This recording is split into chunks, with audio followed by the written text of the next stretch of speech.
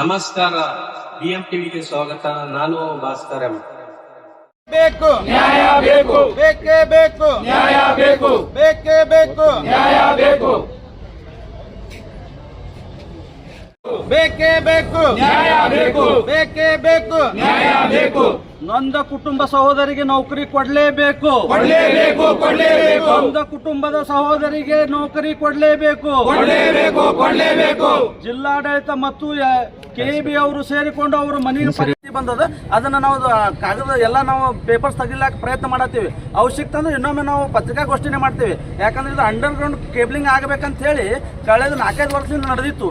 ಅದೇನೋ ಅನುದಾನ ಬಂದಿತ್ತು. ಈಗ ಅದು ಅನುದಾನ ಎಲ್ಲೇ ಬೇರೆ ಕಡೆ ಯುಟಿಲೈಸ್ ಆಗ್ಯದ ಅನ್ನುವಂಥ ಒಂದು ಮಾಹಿತಿ ಅದ. ಅದು ಕರೆಕ್ಟ್ ಮಾಹಿತಿ ತಗೊಂಡು ತಮ್ಮ ಒಂದು ಇನ್ನೊಮ್ಮೆ ಬರ್ತೀವಿ ಅಂತ ಹೇಳಿ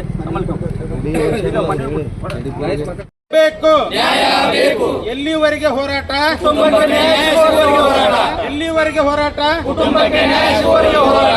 ಬೇಕೇ ಬೇಕು ನ್ಯಾಯ ಬೇಕು, ಬೇಕೇ ಬೇಕು ನ್ಯಾಯ ಬೇಕು, ಬೇಕೇ ಬೇಕು ನ್ಯಾಯ ಬೇಕು, ಎಲ್ಲಿವರೆಗೆ ಹೋರಾಟ? ಕುಟುಂಬಕ್ಕೆ ನ್ಯಾಯ ಸಿಗುವವರೆಗೆ ಹೋರಾಟ, ಎಲ್ಲಿವರೆಗೆ ಹೋರಾಟ? ಕುಟುಂಬಕ್ಕೆ ನ್ಯಾಯ ಸಿಗುವವರೆಗೆ ಹೋರಾಟ, ಎಲ್ಲಿವರೆಗೆ ಹೋರಾಟ? ಕುಟುಂಬಕ್ಕೆ ನ್ಯಾಯ ಸಿಗುವವರೆಗೆ ಹೋರಾಟ. ಬೇಕೇ ಬೇಕು ನ್ಯಾಯ ಬೇಕು, ಬೇಕೇ ಬೇಕು ನ್ಯಾಯ ಬೇಕು, ಬೇಕೇ ಬೇಕು ನ್ಯಾಯ ಬೇಕು, ಬೇಕೇ ಬೇಕು ನ್ಯಾಯ ಬೇಕು, ಎಲ್ಲಿವರೆಗೆ ಹೋರಾಟ? ಕುಟುಂಬಕ್ಕೆ ನ್ಯಾಯ ಸಿಗುವವರೆಗೆ ಹೋರಾಟ, ಎಲ್ಲಿವರೆಗೆ ಹೋರಾಟ? ಕುಟುಂಬಕ್ಕೆ ನ್ಯಾಯ ಸಿಗುವವರೆಗೆ ಹೋರಾಟ, ಎಲ್ಲಿವರೆಗೆ ಹೋರಾಟ? ಕುಟುಂಬಕ್ಕೆ ನ್ಯಾಯ ಸಿಗುವವರೆಗೆ ಹೋರಾಟ, ಎಲ್ಲಿವರೆಗೆ ಹೋರಾಟ? ಕುಟುಂಬಕ್ಕೆ ನ್ಯಾಯ ಸಿಗುವವರೆಗೆ ಹೋರಾಟ. ಬೇಕೇ ಬೇಕು ನ್ಯಾಯ ಬೇಕು, ಬೇಕೇ ಬೇಕು ನ್ಯಾಯ ಬೇಕು, ಬೇಕೇ ಬೇಕು ನ್ಯಾಯ ಬೇಕು, ಬೇಕೇ ಬೇಕು ನ್ಯಾಯ ಬೇಕು, ಬೇಕೇ ಬೇಕು ನ್ಯಾಯ ಬೇಕು.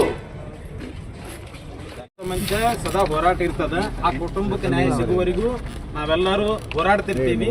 ಒಂದು ವೇಳೆ ನಿರ್ಲಕ್ಷ್ಯ ಮಾಡಿದ್ದಕ್ಕಾಗಿ ಜಿಲ್ಲಾಡಳಿತ ಆಗಿರ್ಬೋದು, ಎಸ್ಕಾಂ ಆಗಿರ್ಬೋದು, ತಕ್ಷಣ ಆ ಕುಟುಂಬಕ್ಕೆ ನ್ಯಾಯ ಸಿಗಬೇಕು. ಒಂದ್ ವೇಳೆ ನ್ಯಾಯ ಸಿಗಿಲ್ಲ ಅಂದ್ರೆ ಉಗ್ರ ಹೋರಾಟ ಮಾಡ್ತೀವಿ, ಜಿಲ್ಲಾದ್ಯಂತ ಹೋರಾಟ ಮಾಡ್ತೀವಿ.